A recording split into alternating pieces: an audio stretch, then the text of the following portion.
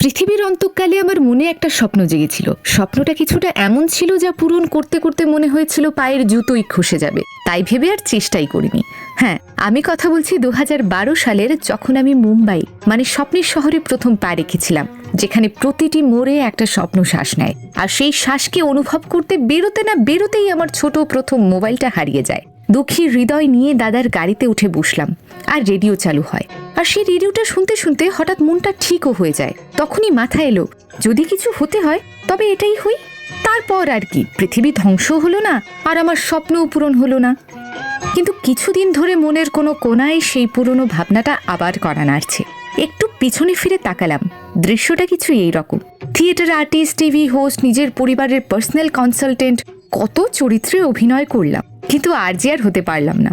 কোথায় মানুষকে গল্প শোনানোর স্বপ্ন নিয়ে বসেছিলাম, সেখানে নিজের জীবনের গল্প পড়তে পড়তে শ্বাস ফুরিয়ে যাচ্ছে। 1 মিনিট, এখনো হতে পারে কি? চেষ্টা করব বলছেন?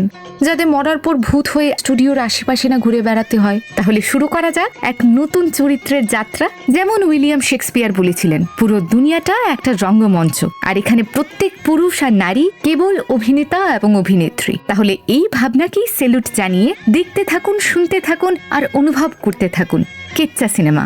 তবে কার সাথে? আপনাদের বিন্দুর সাথে।